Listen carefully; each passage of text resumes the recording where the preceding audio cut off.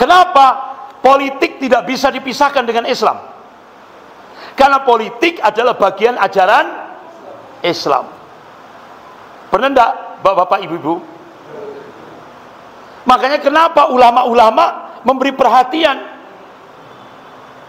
Saya tanya, Rasulullah ketika di Madinah, Rasulullah tidak hanya sebagai Nabi dan Rasul, Rasulullah juga sebagai kepala negara. Di mana Rasulullah, apakah Rasulullah pernah membangun kantor pemerintahan? Tidak pernah. Rasulullah membangun negara terpusat di masjid. Bahkan pada masa Rasulullah, masjid juga digunakan untuk latihan perang. Ngatur negara di masjid, ngatur politik di masjid. Kenapa sampai hari ini umat Islam jadi tamu di rumahnya sendiri? Karena itu tadi, kita ngikut statement golongan kafir bahwa Islam itu tinggi, ulama itu mulia, politik itu kotor. Itu yang kita ikuti, sehingga akhirnya umat Islam alergi terhadap politik. Sehingga akhirnya begitu umat Islam alergi terhadap politik, yang membina atau yang membangun negara atau yang menguasai politik itu adalah semuanya anti-Islam. Makanya kenapa sekarang Indonesia terjadi seperti ini? Karena banyak orang-orang yang baik tidak mau berpolitik, cuek, masa bodoh. Yang ditulis oleh Al-Imam Mawardi rahimahullah dalam kitabnya Al-Ahkamus Sultaniyah. Jadi imam wajib dimakjulkan. Apa dimakjulkan? Dilengserkan ketika dia cacat dalam keadilan, akibat adanya syahwat atau subhat. Cacat dalam keadilan berarti dia tidak adil.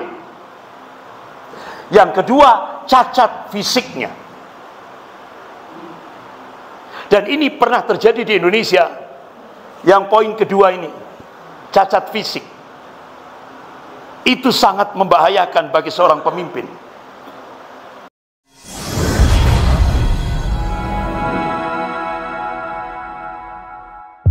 Warahmatullahi wabarakatuh. Firuh wa na'udzu billahi min syururi anfusina wa min sayyiati a'malina. May yahdihillahu fala mudilla lahu wa may yudlil fala hadiya lahu.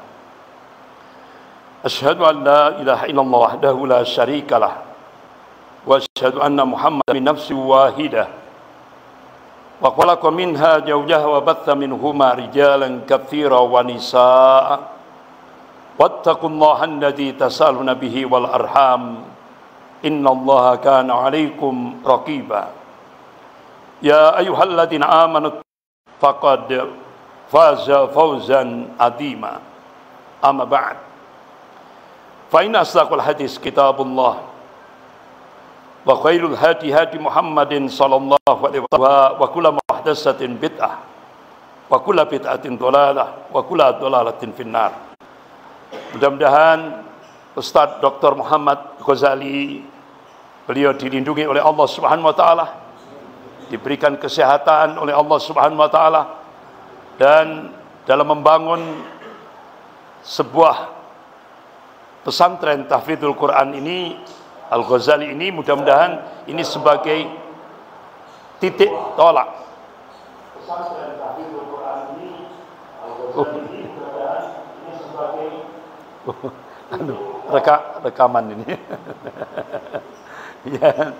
Jadi mudah-mudahan insya Allah ini menjadi titik tolak untuk membangun Al-Hadrah Islamiyah, peradaban Islam di Ponorogo, tapi nanti insya Allah menyebar ke seluruh Indonesia. Amin ya rabbal alamin. Yang dimuliakan Allah, Ustadz Tengku Azhar, ini beliau adalah ketua Anas, Jawa Tengah, ya kan? Ketua Aliansi Nasional Anti Syiah di Jawa Tengah, dan beliau juga ketua GBN, Gerakan Bela Negara di Jawa Tengah, ya kan? Mudah-mudahan beliau dilindungi oleh Allah Subhanahu wa taala, diberikan kesehatan dan diberikan maslahah kehidupan untuk umat ini. Amin ya rabbal alamin. Bapak-bapak, ibu-ibu yang dimuliakan Allah, kalau tadi sore di Masjid Baitul Mukhlisin kita sudah membahas tentang sejarah sebelum Indonesia merdeka sampai Indonesia merdeka. Kita sudah membahas itu. Malam hari ini kita mencoba untuk membahas hal yang sangat urgent, sangat penting untuk Indonesia ke depan, yaitu tentang urgensi pemimpin dalam perspektif Islam. Jadi pentingnya pemimpin dalam perspektif Islam. Nah ini, Bapak, ibu-ibu yang dimuliakan Allah, Al-Imam dalam Al-Quran kami, dan yang diteladani oleh orang-orang setelah kami. Ini dalam kitab Fathul Bari juz ke-13 halaman 248. Bapak-bapak, ibu-ibu yang dimuliakan Allah, apa definisi kepemimpinan atau kalau al-imamah, kepemimpinan dalam Islam? Dari beberapa definisi yang diungkap oleh ulama-ulama ahli sunnah, ada definisi yang bagus sekali. Itu yang diungkap oleh, yang ditulis oleh Al-Alamah Ibnu Khaldun rahimahullah. Jadi kata beliau, imamah atau kepemimpinan adalah membawa atau mengatur seluruh umat berdasarkan pandangan syar'i, pandangan syariat, dalam mewujudkan maslahat-maslahat mereka yang bersifat ukhrawi dan duniawi, yang akan kembali kepada ukhrawi. Sebab menurut syar'i, penilaian atas semua permasalahan dunia dikembalikan pada maslahat-maslahat ukhrawi.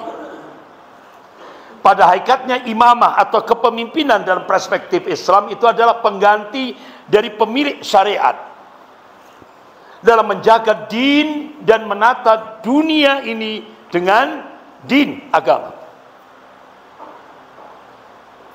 Maunya Allah tegaskan dalam surah Al-Baqarah ayat 30.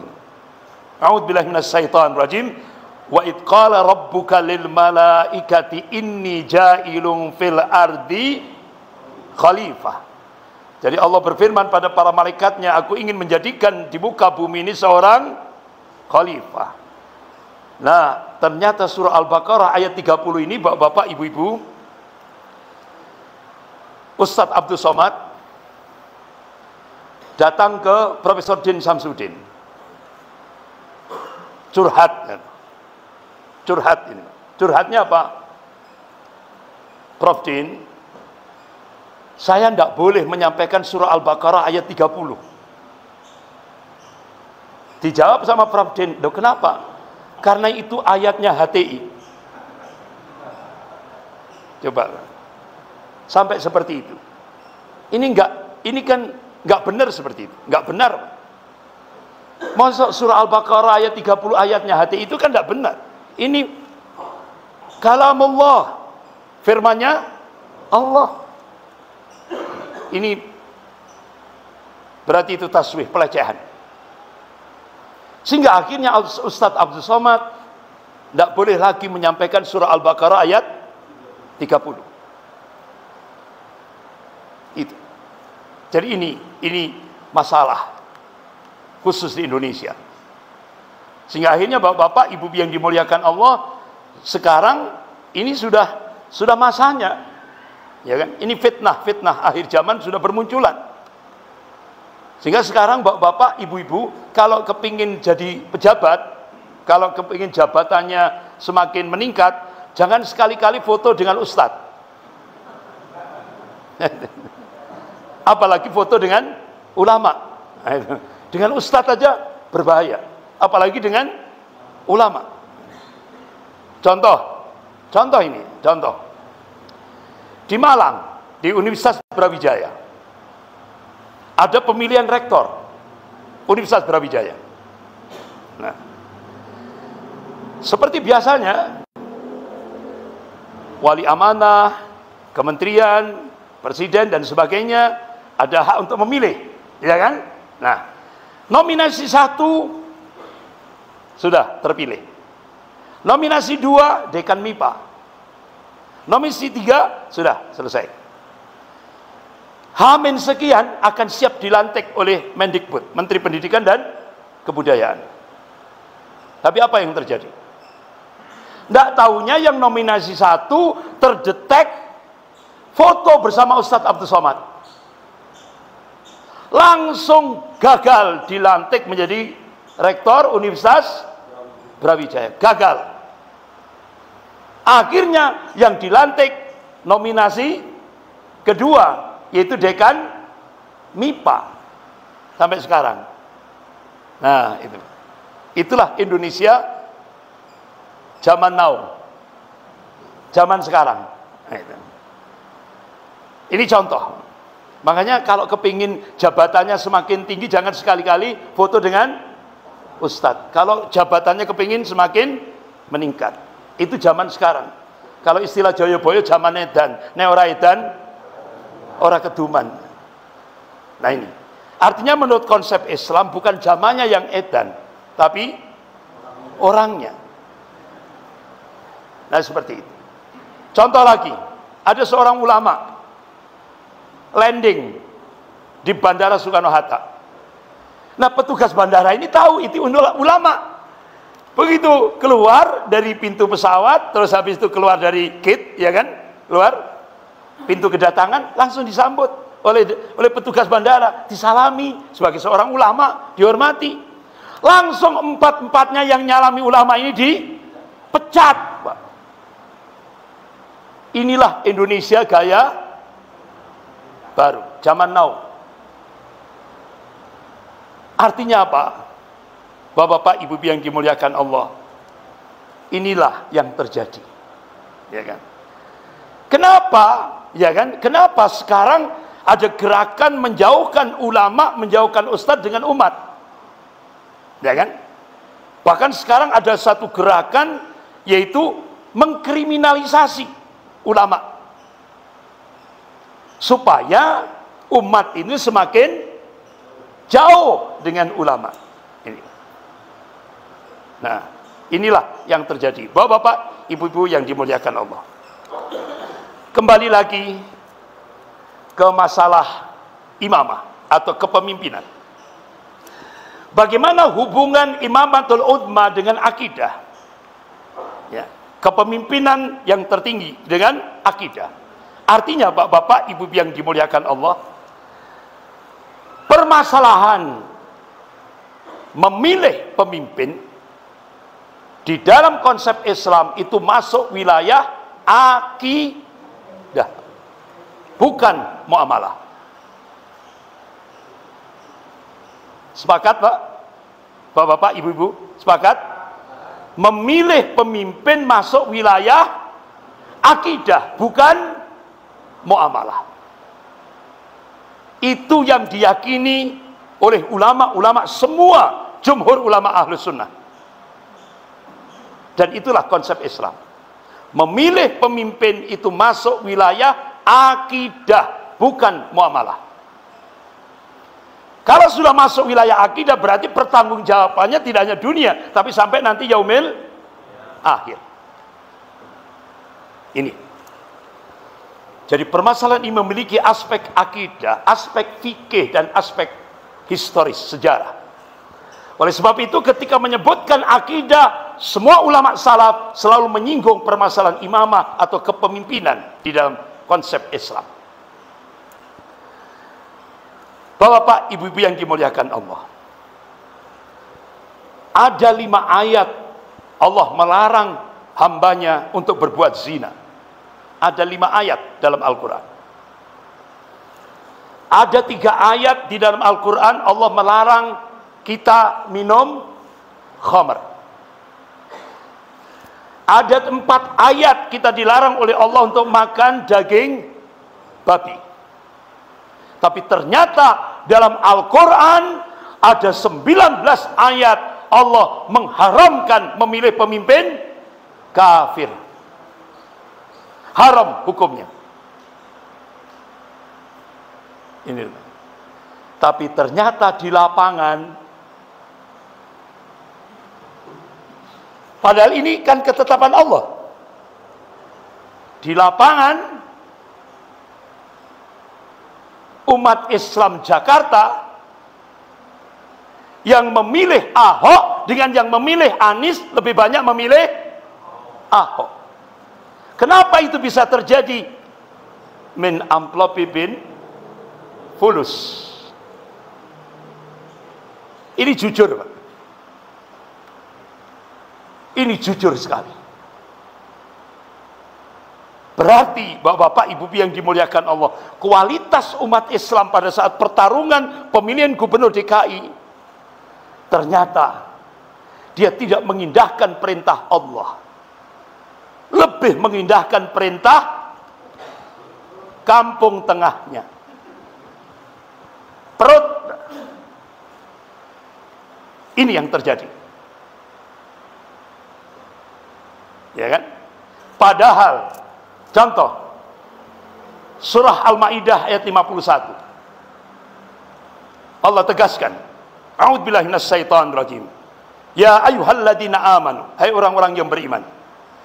La tattakhidul yahuda wan nasara auliya. Janganlah kamu menjadikan orang-orang Yahudi dan Nasrani sebagai pemimpin aulia, pemimpinmu. Ba'duhum aulia'u ba'din. Sebagian mereka menjadi pemimpin sebagian yang lain. Wa may yatawallahum minkum fa innahu minhum. Barang siapa yang menjadikan orang-orang Yahudi dan Nasrani sebagai aulianya, pemimpinnya, maka dia termasuk golongan mereka.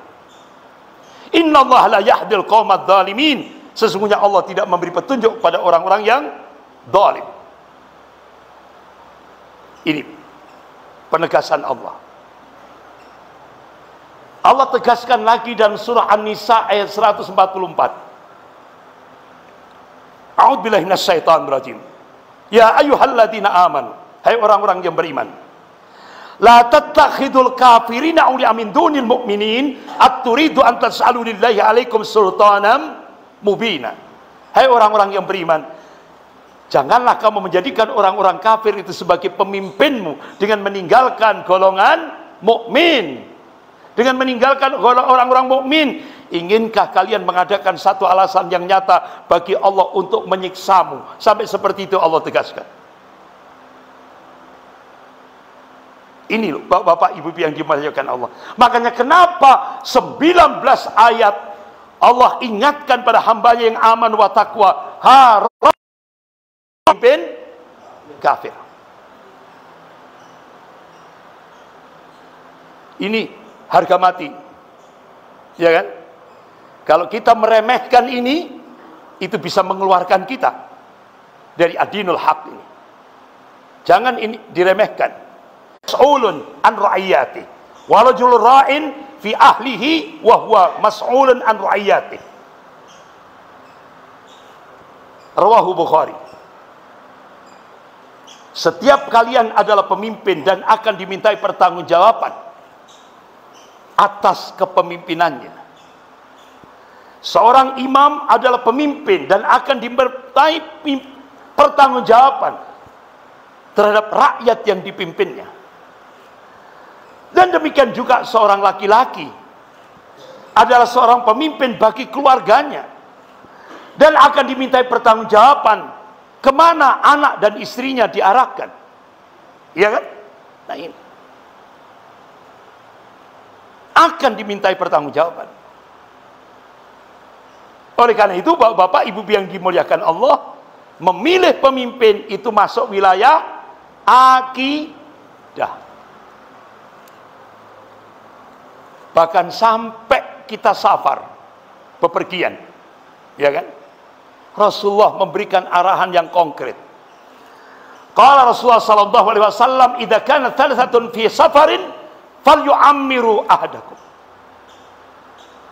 Jika kalian safar, bepergian, Rasulullah perintahkan jadikan salah satu menjadi amir safar. Jadi kita mengangkat pemimpin itu tidak hanya waktu sholat, sampai pun bepergian pun kita diperintah oleh Rasulullah, jadikan salah satu di antaranya jadi amir safar, yaitu pemimpin rombongan ketika kita bepergian jauh. Ini adab yang dicontohkan oleh Rasulullah SAW. Bapak-bapak, ibu yang dimuliakan Allah, bahkan Rasulullah mengabarkan, qala Rasulullah sallallahu alaihi wasallam, sab'atun yudilluhumullah fid dhilli yauma la dhilla illa dhilluhu. Ada 7 orang yang akan mendapatkan naungan di yaumil kiamah, yang pada saat itu tidak ada naungan lagi kecuali naungan Allah. Salah satu di antaranya, yang pertama, al-imamun adil, imam yang adil. Ini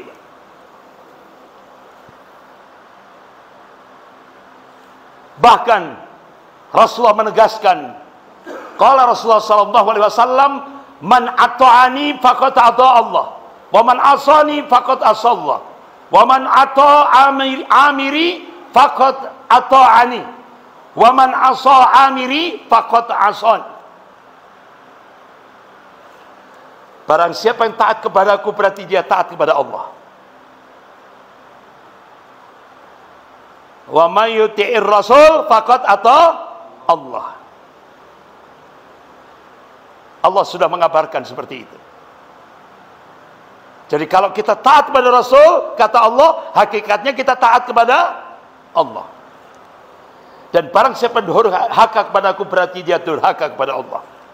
Barang siapa yang taat kepada amirku yang muslim, maka ia taat kepadaku. Dan barang siapa yang maksiat kepada amirku, maka ia maksiat kepadaku. Muliakan Allah. Ini perintah dari Rasulullah tentang kewajiban taat kepada pemimpin. Qala Rasulullah sallallahu alaihi wasallam, "Alal mar'il muslim as-sam'u wat ta'ah fima ahabba wa la ta'ah." Setiap muslim wajib mendengar dan taat, baik dalam terhadap kepada pemimpin, baik perkara yang disenangi maupun yang dibenci, kecuali ketika diperintah untuk berbuat maksiat, maka tidak perlu as-sam'u wa ta'ah, mendengar dan taat. La ta'ah fi maksiatillah, tidak ada ketaatan dalam berbuat maksiat kepada Allah. Nah, bapak-bapak, ibu yang dimuliakan Allah, Islam memiliki konsep tentang negara. Sebagaimana Rasulullah memimpin masyarakat di Madinah, Islam mengatur tentang kepemimpinan dan sistem pemerintahan yang dengannya tegak segala keadilan.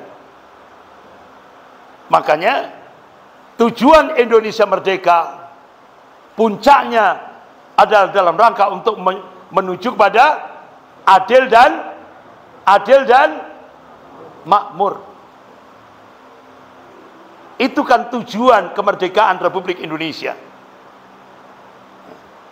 Bapak-bapak, ibu yang dimuliakan Allah, oleh karena itu ulama ahli sunnah, di antaranya Syekhul Islam Ibnu Taimiyah rahimahullah dalam kitabnya As-Siyasah As-Syar'iyyah, bahkan kitab ini sudah disarah oleh Syekh Muhammad Al-Utsaimin rahimahullah, beliau kibar ulama Saudiyah, Imam Masjidil Haram.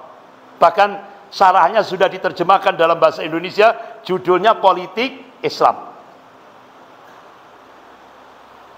Kenapa politik tidak bisa dipisahkan dengan Islam? Karena politik adalah bagian ajaran Islam. Pernah enggak bapak-bapak, ibu-ibu? Makanya kenapa ulama-ulama memberi perhatian? Saya tanya, Rasulullah ketika di Madinah, Rasulullah tidak hanya sebagai nabi dan rasul, Rasulullah juga sebagai kepala negara. Di mana Rasulullah, apakah Rasulullah pernah membangun kantor pemerintahan? Tidak pernah. Rasulullah membangun negara terpusat di masjid. Bahkan pada masa Rasulullah, masjid juga digunakan untuk latihan perang.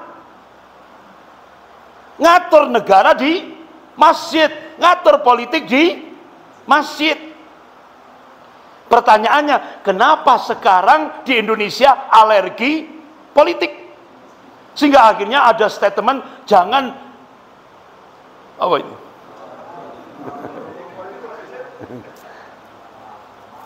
Jargonnya itu, Pak, Bapak-bapak, Ibu-ibu yang dimuliakan Allah, jargonnya itu yang sering kali kita baca di media mainstream ini, ya kan? Islam itu tinggi, ya kan? Islam itu tinggi, ya'lu wa la yu'la alaih, ya kan? Ulama itu mulia, politik itu kotor. Benar enggak? Sering kita dengar itu. Nah, tujuannya apa? Statement seperti itu yang sering kali kita baca di media. Karena media di Indonesia 90% sudah dikuasai oleh oligarki. Oligarki itu siapa, Pak? Cino. Kan bahasanya elegan itu, oligarki, ya, oligark, ya kan? Cino, ya gitu. Sehingga akhirnya kita terus dicekoki. Islam itu tinggi, ulama itu mulia, politik itu kotor. Ya, tujuannya apa? Supaya umat Islam tidak masuk wilayah politik. Nah, puncaknya kalau sudah umat Islam tidak masuk wilayah politik, akhirnya umat Islam tidak lagi sebagai subjek, tapi sebagai objek. Itu tujuan goalnya. Oleh karena itu, bapak-bapak, ibu-ibu, ini statement seperti ini harus dirubah.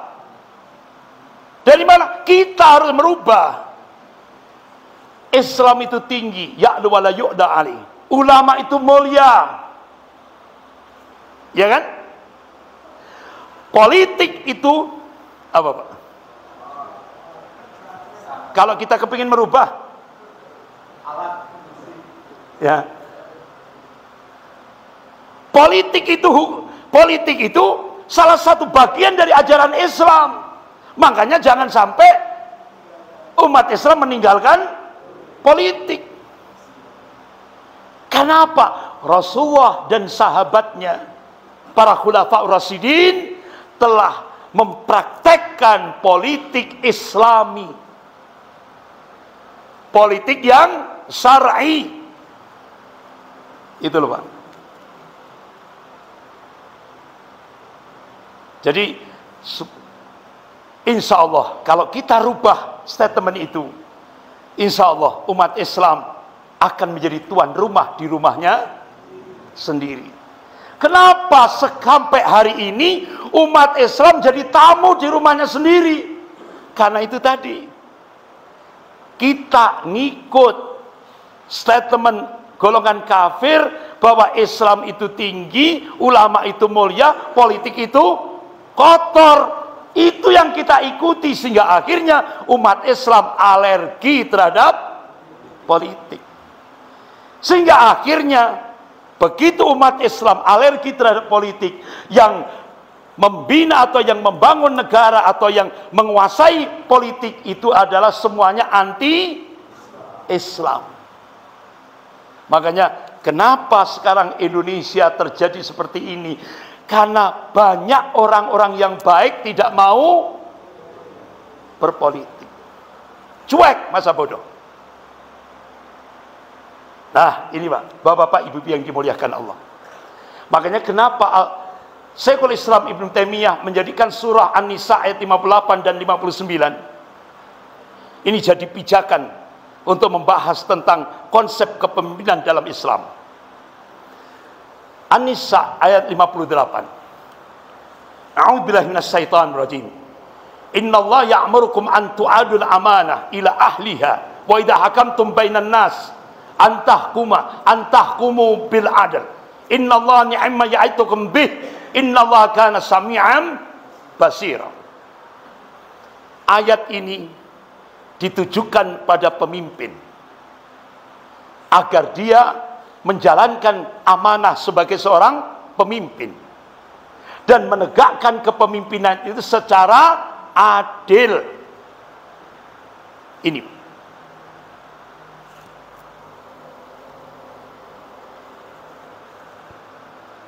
yang kedua, surah An-Nisa ayat 59. A'udzubillahi minasyaitonir rajim. Ya ayyuhalladzina amanu atiiullah wa atiiur rasul wa ulil amri minkum fa in tanaza'tum fi syai'in farudduhu ila Allahi wa rasulih in kuntum tu'minuna billah wal yaumil akhir dzalika khairul wa ahsanu ta'wila. Ayat yang kedua ini ditujukan pada umat, rakyat, aparatur negara, agar taat kepada pemimpin yang mengajak taat kepada Allah dan Rasulnya. Ini Pak. Tapi kalau ada pemimpin yang mengajak untuk menyelisih Allah dan Rasulnya, tidak wajib taat.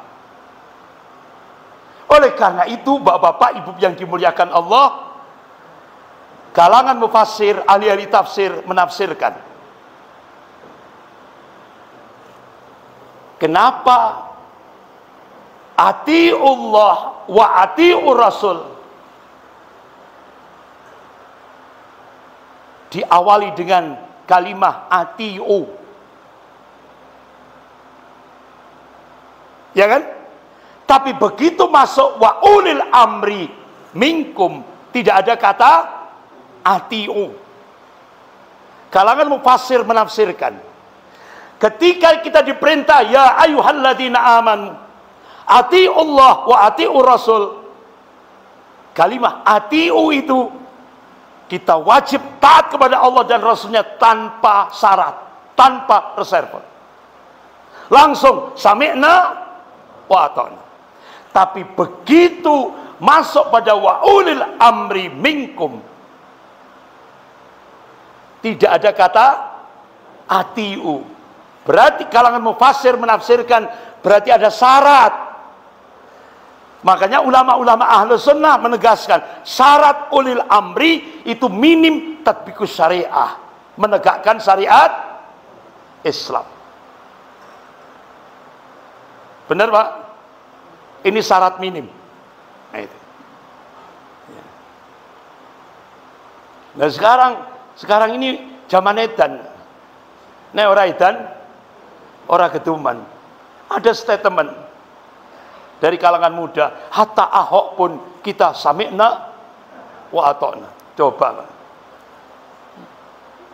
Hatta Ahok orang kafir kan? Kalau dia jadi dia ulil amri badokmu. Ini ada syarat ini, ya kan? Ada syarat. Nah ini bapak-bapak ibu yang dimuliakan Allah. Jadi inilah yang ditegaskan oleh ulama. Begitu juga Al-Imam Mawardi rahimahullah dalam kitabnya Al-Ahkamus Sultaniyah, bagaimana rambu-rambu syariat memilih atau mengatur tentang hidup berbangsa dan bernegara menurut konsep Islam. Saya tidak membahas tentang tugasnya yang ditulis oleh Al-Imam Mawardi rahimahullah, tapi ada dua hal yang patut kita jadikan rujukan yang ditulis oleh Al-Imam Mawardi rahimahullah dalam kitabnya Al-Ahkamus Sultaniyah. Jadi imam wajib dimakjulkan. Apa dimakjulkan? Dilengserkan ketika dia cacat dalam keadilan, akibat adanya syahwat atau subhat. Cacat dalam keadilan berarti dia tidak adil. Yang kedua, cacat fisiknya. Dan ini pernah terjadi di Indonesia. Yang poin kedua ini, cacat fisik. Itu sangat membahayakan bagi seorang pemimpin. Pada masa Presiden Gus Dur. Karena beliau mengandalkan pendengaran. Ini sangat berbahaya.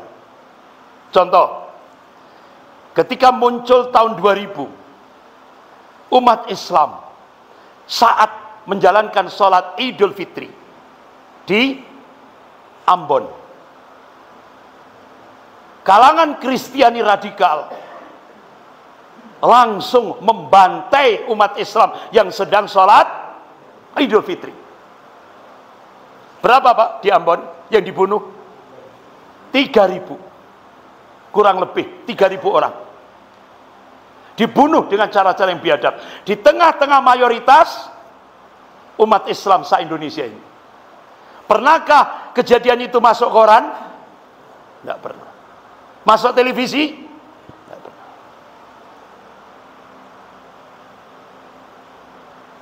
Tapi apa yang terjadi? Ring 1 Presiden Gus Dur waktu itu, tokoh Kristiani yang cukup radikal, yaitu Marsilam Simanjuntak, memberikan info kepada Presiden Gus Dur lewat pendengaran. Presiden, yang mati di Ambon cuma 3 orang, yang 000 dihilangkan. Sehingga keesokan harinya Presiden Gus Dur memberikan statement, yang mati 3 orang gitu aja kok repot. Coba Pak, bahaya enggak? Bahaya enggak dengan cacat fisik bagi seorang pemimpin negara? Sangat berbahaya. Itu baru di Ambon, belum di Poso. Di Poso kurang lebih 1.000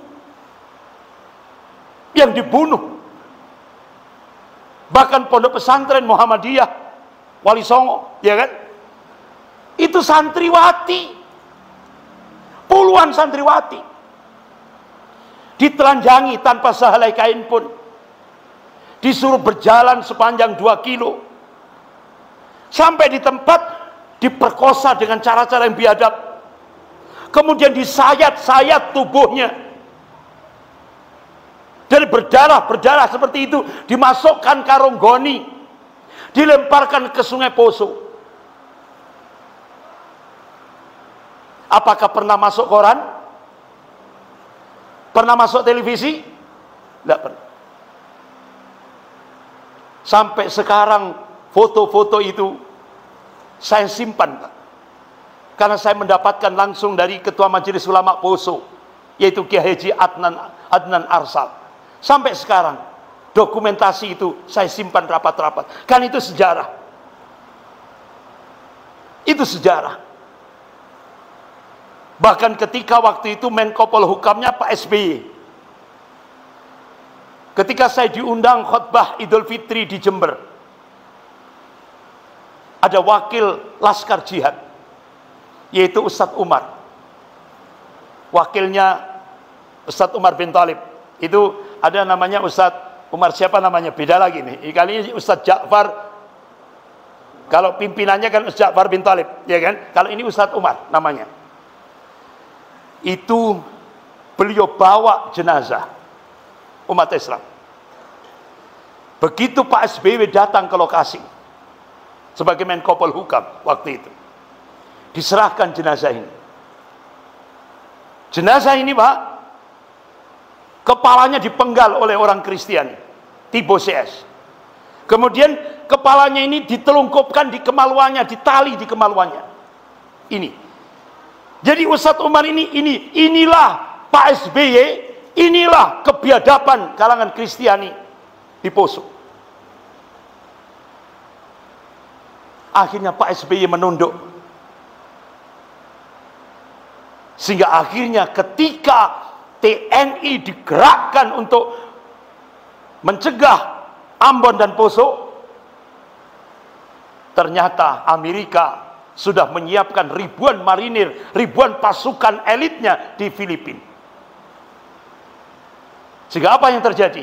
Akhirnya TNI membatalkan pengiriman angkatan darat untuk mencegah pembantaian itu. Dibatalkan.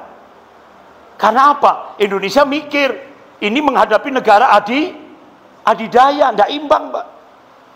Akhirnya dimunculkan laskar sipil yang dipimpin oleh Ustadz Ja'far Umar Thalib, yaitu laskar jihad.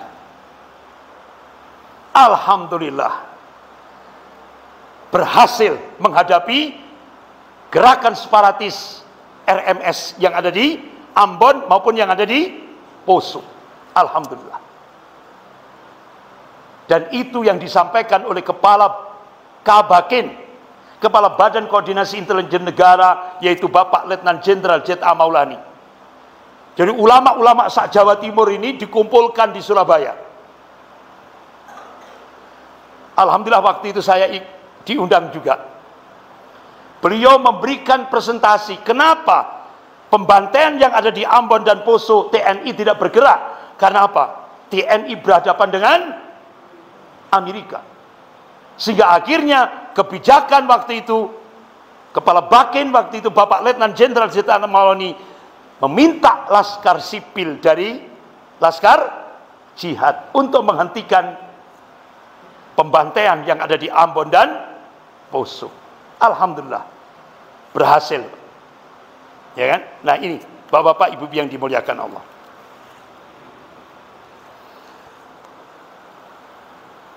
Balik lagi Al-Ghazali. Bagaimana Al-Ghazali memandang tentang kepemimpinan, urgensinya, pentingnya pemimpin di dalam konsep Islam, dalam perspektif Islam. Sampai Al-Ghazali memberikan satu kesimpulan, rusaknya umat karena rusaknya penguasa, rusaknya penguasa karena rusaknya ulama, rusaknya ulama karena hubud dunia. Ini kesimpulan Al-Ghazali. Sekali lagi, Al-Ghazali memberikan kesimpulan, rusaknya umat karena rusaknya penguasa, rusaknya penguasa karena rusaknya ulama, rusaknya ulama karena hubud dunia, terlalu cinta dunia. Ketika kira-kira sudah terjadi tidak di Indonesia? Sudah. Makanya kenapa pemimpin wajib syar'i, kewajiban syariat, kewajiban agama. Itu bapak-bapak ibu yang dimuliakan Allah. Oleh karena itu, bapak-bapak ibu yang dimuliakan Allah, Al-Ghazali kalau tadi teori, sekarang praktek. Jadi saat ini kita bisa melakukan jihad politik, yaitu jihad konstitusional dengan memenangkan pemimpin muslim yang ideologis. Oleh karena itu saya sependapat dengan Kiai Sahal Gontor. Pilihlah pemimpin yang benar, ideologis, sesuai dengan sesuai dengan syarat kepemimpinan nubuah, kenabian. Apa Pak? Kalau dibalik, mulai dari Fatona, ya. Kalau dibalik Pak, mulai dari belakang, Fatona, tabligh, sidik, amanah, minim mendekati. Makanya kenapa Kiai Sahal memberikan fatwa, pilih pemimpin yang benar walaupun kalah. Pilih pemimpin yang benar walaupun kalah. Karena insya Allah hisabnya di yaumil akhir ringan. Jangan memilih pemimpin yang berbayar walaupun menang, karena hisabnya di yaumil kiamah berat. Saya sependapat dengan fatwa Kiai Sahal, pimpinan Pondok Pesantren Gontor. Ya, Kiai Hasan Abdullah Sahal. Ya, Kiai Hasan Abdullah Sahal. Ini, beliau menegaskan, pilih pemimpin yang benar. Ini kan. Alhamdulillah, beberapa minggu kemarin Muhammadiyah NU bersatu, memutuskan, memberikan statement bersama, pilih pemimpin yang bermoral. Berarti standarnya standar nubuah, ya kan? Yang berakhlak, yang beradab. Itu, Pak. Nah, Bapak-bapak, Ibu yang dimuliakan Allah. Nah, sekarang praktek ini. Praktek ini. Ketika Pak Anies Baswedan terpilih menjadi gubernur DKI, kemenangan sangat tipis sekali karena umat Islam banyak memilih Ahok. Tapi Masya Allah, Allah masih memberikan pertolongan. Karena apa, Pak? Ini saya sampaikan. Salah satu contoh. Waktu itu Ahok didukung oleh pemerintah. Benar? Didukung oleh BIN, Badan Intelijen Negara, Ahok. Didukung oleh Polri. Didukung oleh 9 naga. Didukung oleh PKC, Partai Komunis Cina. Didukung oleh Islam Nusantara. 6 berarti. Sampai akhirnya 9 naga ini tadi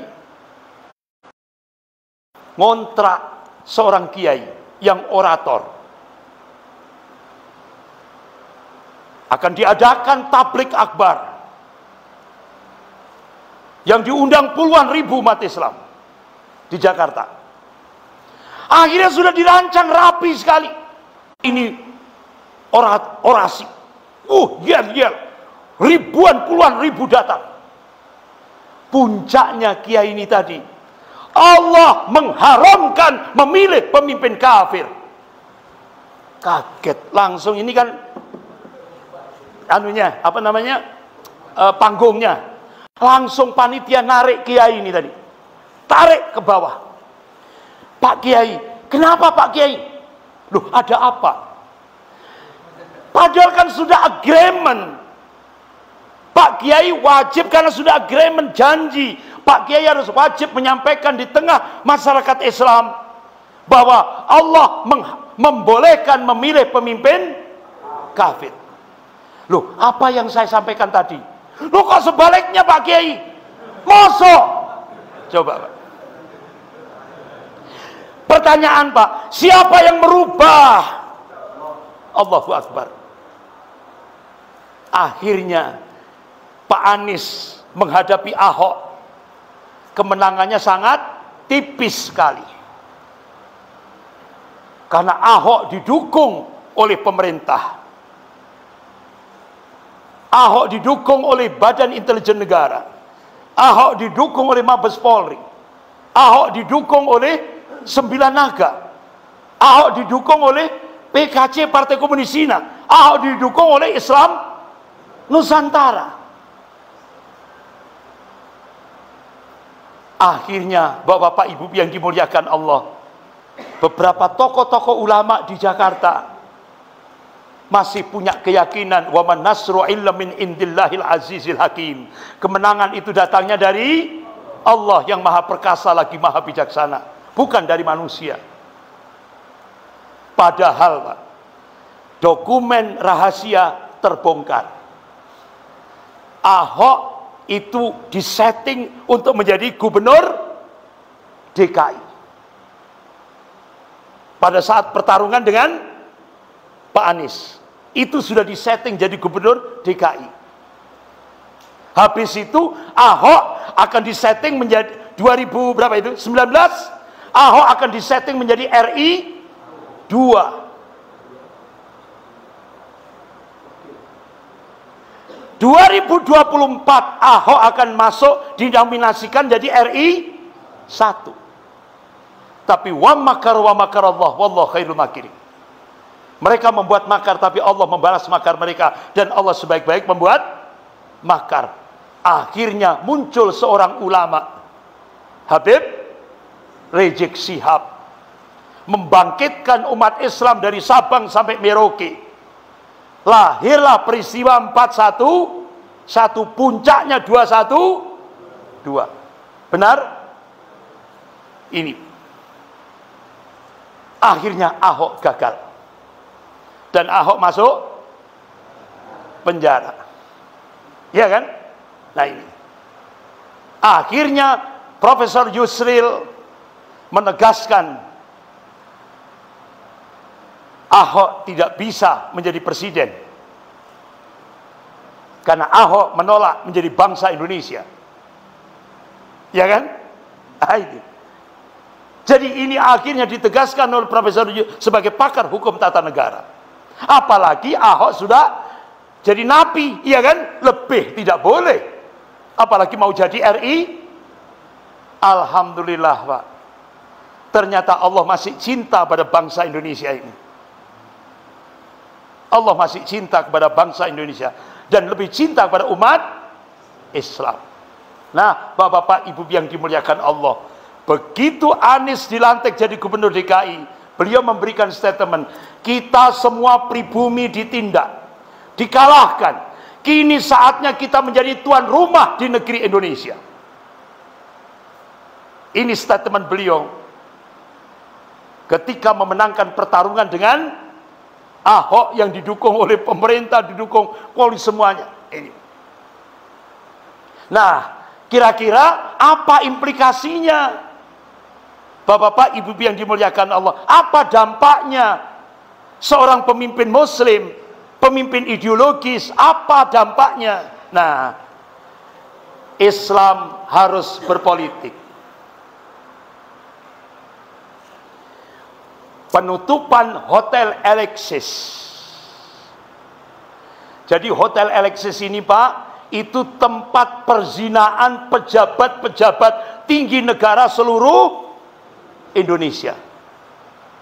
Itu Hotel Alexis. Habib Rizik Syihab mengerahkan jamaahnya untuk menutup Hotel Alexis. Berhasil enggak? Tidak berhasil.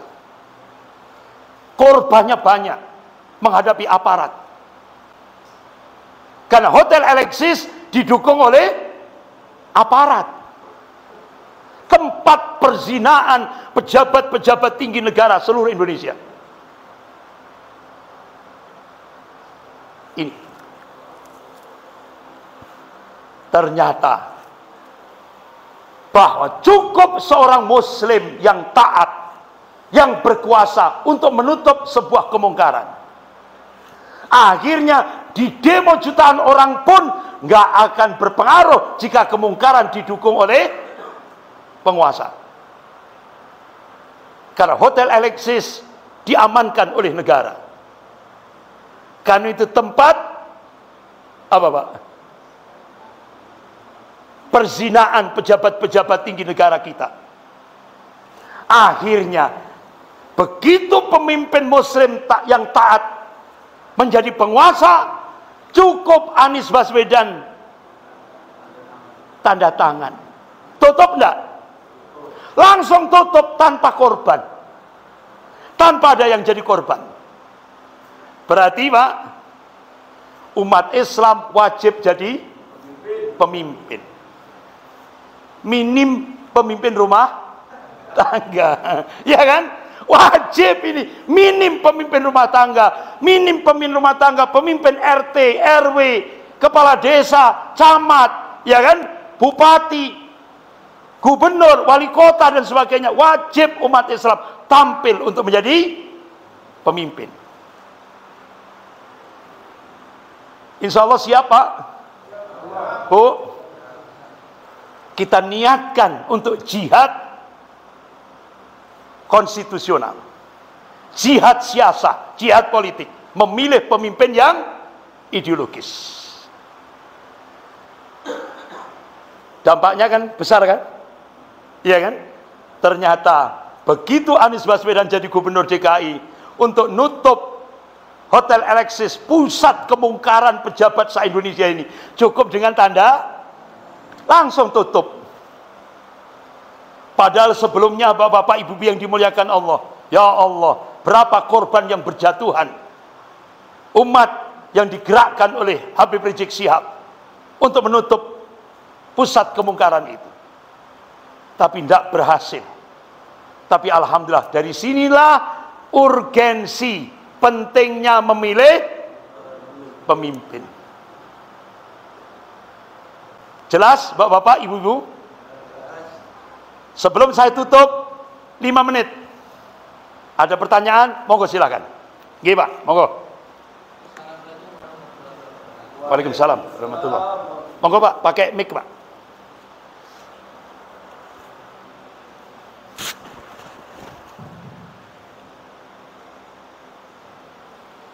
Alhamdulillah Ustaz Abdi Kurniawan bisa bertemu langsung dengan kami di YouTube. Ini kami mau bertanya, saat ini adalah dulu Ketua MUI menjadi wakil presiden, dan kenyataannya melihat kemungkaran di Indonesia ini cuma diam saja. Nah, ini bagaimana?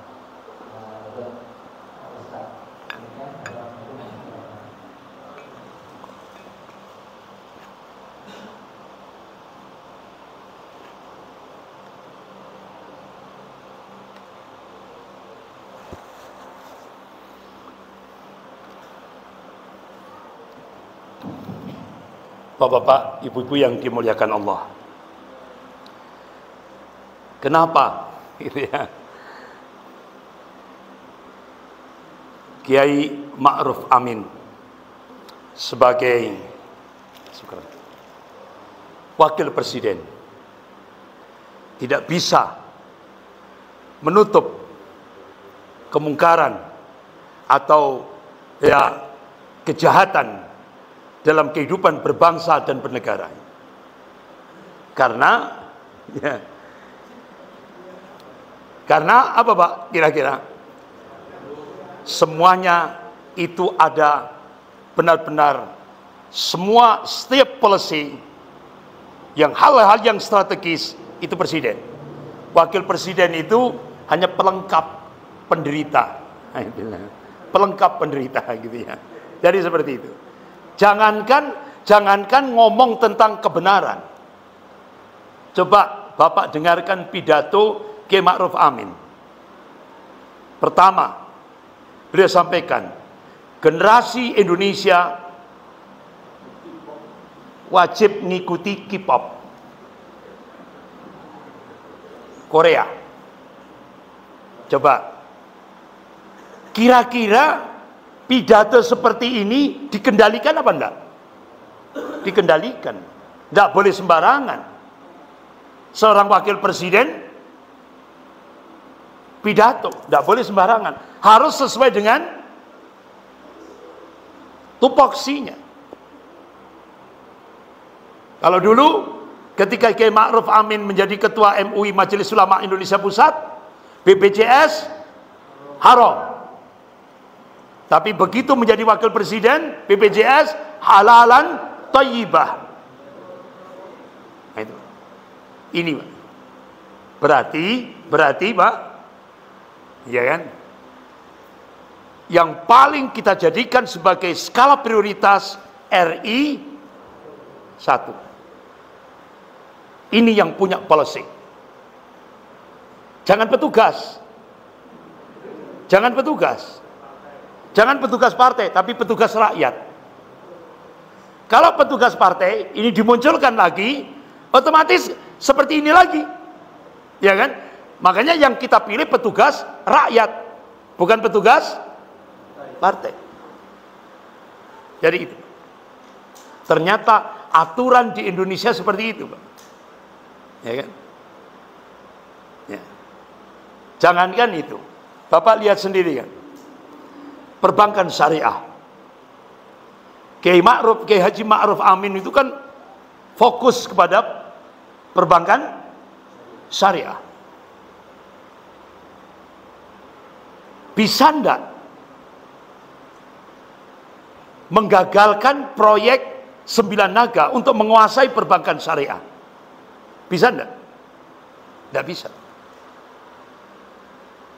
Jadi ternyata sekarang, ya kan, pionir perbankan syariah itu semuanya juga dikendalikan oleh 9 Naga. Ini loh Pak. Makanya kenapa sampai pimpinan pusat Muhammadiyah Profesor Haidar Nasir, berapa sebesar apapun jihad Muhammadiyah lewat jihad konstitusi, hasilnya akan hambar jika kekuatan politik dan kekuatan ekonomi dikuasai oleh oligarki. Ini pernyataan pimpinan pusat Muhammadiyah. Seberapa besar pun jihad konstitusi yang dilakukan oleh Muhammadiyah, hasilnya sia-sia kalau kekuatan ekonomi dan politik dikuasai oleh oligarki. Makanya kenapa sekarang Pak Anies Baswedan membangun kekuatan rakyat, mengembalikan kekuatan rakyat. Ini Bapak-bapak, ibu-ibu yang dimuliakan Allah, ayo kita all out Pak. Karena apa Bapak-bapak, ibu-ibu yang dimuliakan Allah? Saya 2 minggu yang lalu bertemu dengan mantan Panglima TNI, yaitu Bapak Jenderal Purnawirawan Gatot Nurmantio. Beliau berpesan, Ustadz, serukan kepada umat Islam ukhuwah, serukan ukhuwah, bersatu. Wahai umat Islam, bersatulah, bangkitlah untuk menyelamatkan negara kesatuan Republik Indonesia ini. Karena apa Pak? Begitu saya dipresentasikan oleh Pak Jenderal Purnawirawan Gatot Nurmantio, ngeri Pak, sangat mengerikan. Setelah munculnya keputusan Presiden nomor 17 tahun 2022, berlanjut dengan instruksi Presiden nomor 2 tahun 2023, akhirnya pemerintah minta maaf pada PKI, dan akhirnya keluarga PKI, hampir 5.000 keluarga PKI mendapatkan kompensasi dari negara, ganti rugi dari negara, diserahkan lewat Pramono Anung. Pernahkah itu masuk televisi? Pernahkah itu masuk koran? Ditutup rapat-rapat. Dan yang lebih mengerikan lagi Pak, kalau 2024 umat Islam gagal, artinya umat Islam buta politik, tidak melek politik, ya Allah. Banyak tokoh-tokoh ulama sudah menyatakan apa yang terjadi di Andalusia bisa terjadi di Indonesia. Bahkan muncul kepres baru. Ini rahasia Pak. Tapi rahasia kok disampaikan ya? Tapi nggak apa-apa ya, nggak apa-apa ya. Sebenarnya ini rahasia, tapi ini Bapak Ibu, kalau nggak saya sampaikan ini, khawatir saya tenang-tenang saja gitu. Padahal ini sudah danger Pak, bahaya.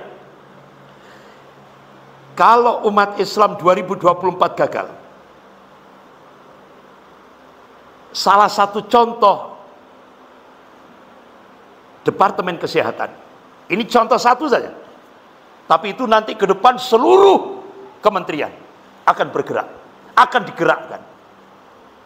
Ini salah satu contoh Kementerian Kesehatan. Jadi nanti ke depan Kalau saat bapak dan ibu berobat di rumah sakit, itu kan mayoritas pakai BPJS kan, dan bapak antrinya mulai 4:30, mulai pagi kan, ada yang 4:30, ada yang jam 5 pagi sudah antri, itu sampai siang, iya kan? Nah, begitu ada keluarga PKI datang, yang antri mulai pagi 4:30 ini wajib mundur. Keluarga PKI akan dijadikan bangsawan. Dia diprioritaskan masuk pada VIP, VVIP. Ini baru sektor Kementerian Kesehatan. Seperti itu, Pak. Belum lagi nanti BUMN, belum lagi nanti lapangan kerja. Ini. Jadi keluarga-keluarga PKI seluruh Indonesia akan dijadikan bangsawan. Umat Islam akan lebih mengenaskan. Wajib bangkit. Minimal, Pak, ayo sampaikan pada keluarga-keluarga terdekat kita. Ayo. Pilih pemimpin ideologis. Pilih pemimpin ideologis. Dan saya mohon kepada semuanya para jamaah, ayo, sebagaimana Rasulullah mengabarkan, yanzilu rabbuna ila sama'i dunya thuluthul lail akhir. Allah turun di langit bumi pada sepertiga malam, 2/3 malam akhir. Ayo, manfaatkan sepertiga malam, 2/3 malam. Kita bersimpuh di hadapan Allah pada saat sujud akhir. Ya Allah, munculkan pemimpin yang amanah, ya Allah. Munculkan pemimpin yang bisa menyatukan, yang bisa menyelamatkan negara kesatuan Republik Indonesia. Itu yang kita mohonkan. Insya Allah, saya kira kalau semua jamaah ini berdoa, satu saja dikabulkan, alhamdulillah. Kita bersyukur kepada Allah. Insya Allah, mungkin dari semua jamaah ini ada satu yang dikabulkan, kita bersyukur kepada Allah. Doa mohon ibadah. Doa itu otaknya ibadah. Oleh karena itu, bapak-bapak, ibu yang dimuliakan Allah, ayo banyak berjuang. Jangan lupa berdoa kepada Allah. Terakhir, tawakal Allah. Sudah, serahkan kepada Allah. Tapi kita harus yakin, wa kana haqqan alaina nasrul mu'minin. Kewajiban kami, kata Allah, memenangkan golongan mukmin. Sekian, lebih kurangnya saya mohon maaf. Kita akhiri dengan doa kafarat majelis. Subhanakallahumma wa bihamdika asyhadu an la ilaha illa anta astaghfiruka wa atubu ilaik. Wabillahi taufik wal hidayah. Wassalamualaikum warahmatullahi wabarakatuh.